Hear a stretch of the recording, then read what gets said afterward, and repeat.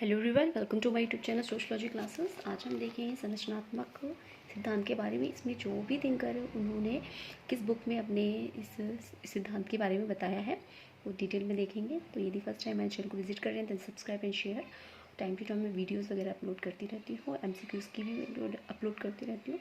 तो आप हमारे चैनल से जरूर की अपनी प्रिपरेशन कर सकते हैं। यदि आप 10 GIC लेक्चरर और GDC का यदि सोशलॉजी सब्जेक्ट है आपका तो, और PGT का भी, तो आप जुड़ से सकते हैं और प्रिपरेशन कर सकते हैं। और कंटेंट अच्छा लगे तो लाइक ज़रूर करिएगा। तो चलिए वीडियो स्टार्ट करते हैं। संरचनात्मक सिद्धांत,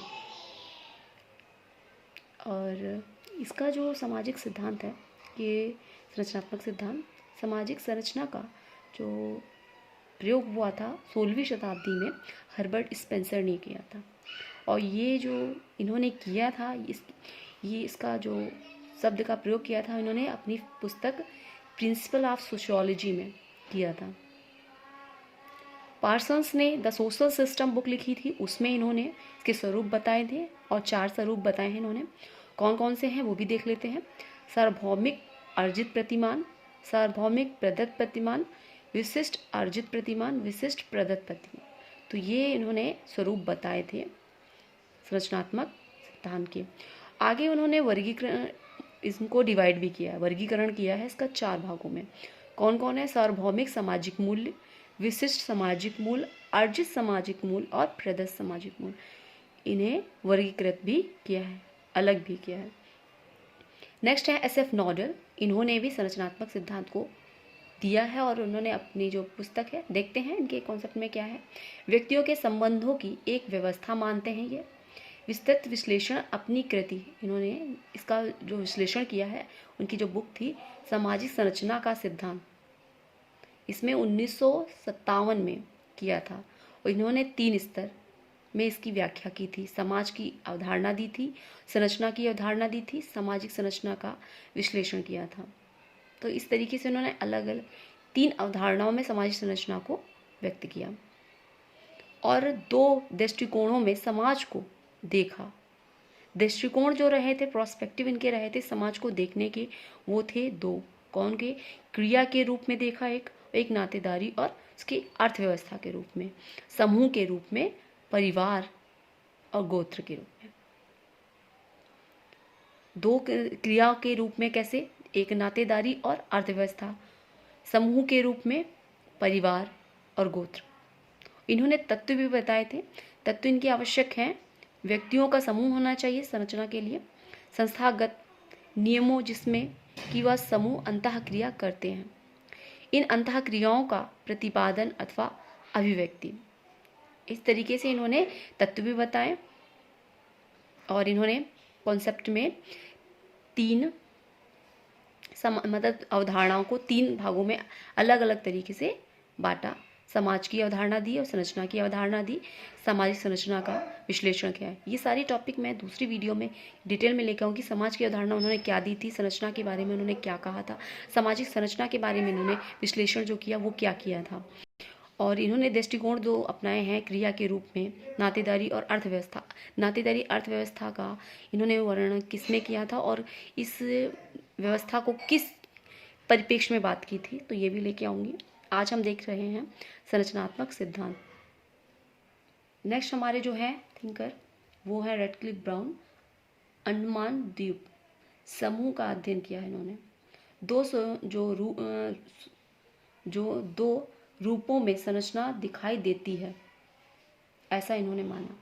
इन्होंने कहा कि निश्चित समय बिंदु पर मूर्त यथार्थ के रूप में होता है और हम वास्तव में उसमें विद्यमान रहते हैं।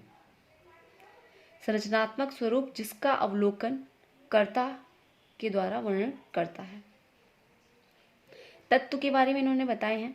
समूह, सामाजिक संबंध, संस्थाएं, हित एवं मूल्य, संस्कार, जादू और भूत और विद्या, ये सभी तत्व होते हैं सामाजिक संरचना के सिद्धांत के अंतर्गत। सामाजिक भूमिकाओं के अनुसार व्यक्तियों और वर्गों का विभेदीकरण होता है। अध्ययन के विभाग इन्होंने बताए। सामाजिक रचना शास्त्र और सामाजिक शरीर शास्त्र और क्रियाओं का अन्वेषण। आगे देखते हैं लेवी स्ट्रॉस का संरचना जो सामाजिक संरचना का जो सिद्धांत है उसमें क्या कहा लेवी स्ट्रॉस ने। सामाजिक संरचना का जो संबंध वास्तविकता से नहीं है, अर्थात उन प्रारूपों से है जो समाज की संरचना को विकसित करते हैं। स्ट्रक्चरल एंथ्रोपोलॉजी नामक पुस्तक में इन्होंने लिखा है, भाषा विज्ञान द्वारा सामाजिक संरचना का विश्लेषण अधिक स्पष्ट हो सकता है। संरचनावादी विद्वान है ये, और विनिमय का जो संरचनावादी सिद्धांत है इन्होंने ही प्रतिपादित किया था। इसको भी मैं लेके आऊँगी अगली वीडियो में, जो कॉन्सेप्ट है इसमें क्या दिया है उन्होंने,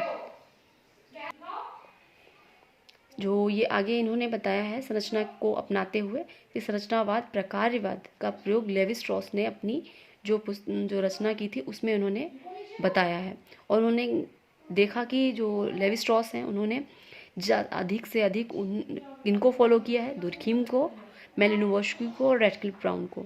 इन सभी का प्रभाव इन पर पड़ा है और इनकी बातों को इन्होंने एक्सेप्ट किया है। इन्होंने मिथकों की व्याख्या भी की है। भाषा वैज्ञानिकों का प्रभाव इन पर पड़ा है, भाषा जो वैज्ञानिक भाषाएं होती हैं उस पर जटिल संरचनावादी भी हैं ये। गिडिंग्स ने विषय वस्तु के आधार पर लेवी स्ट्रॉस के लेखों को 3 भागों में बांटा है। कौन कौन से हैं? नातेदारी व्यवस्था का अध्ययन और आदिम वर्गीकरण एवं टोटमवाद का सिद्धांत, पुराणों तथा उनके तर्क का विश्लेषण। तो इस तरीके से जो गिडिंग्स हैं उन्होंने लेवी स्ट्रॉस ने के बारे में बताया है। अब देखते हैं जो सामाजिक संरचना के प्रमुख तत्व बताए हैं लेवी स्ट्रॉस के, वो स्ट्रॉस के अनुसार संरचनाओं में 3 बातें निहित होती हैं। संरचनाएं अंतर संबंधित तत्वों से बनती हैं, रूपांतरणों को सम्मिलित करती हैं, भविष्यवाणी संभव बनाती हैं। और लेवी स्ट्रॉस ने समूह के बारे में जो सीक्वेंस दिया है वो ये है कि संरचनाएं पहले होती हैं, फिर सामाजिक स्थितिकीय तथा सामाजिक गत्यात्मकता आती है, फिर स्पष्टीकरण करने की सफल वो हो पाती हैं। तो ये था आज का कॉन्सेप्ट। सामाजिक संरचना के जो सिद्धांत थे उसके बारे में कौन कौन से विचारक रहे हमने पढ़े। हमने लेवी स्ट्रॉस को पढ़ा और हमने पढ़ा नॉडल जी को, रैडक्लिफ ब्राउन को और पार्सन जी को। नेक्स्ट वीडियो में अगले थिंकर को लेके आऊँगी, और वीडियो अच्छी लगी तो लाइक करिएगा। नेक्स्ट वीडियो में फिर मिलते हैं। Thanks for watch.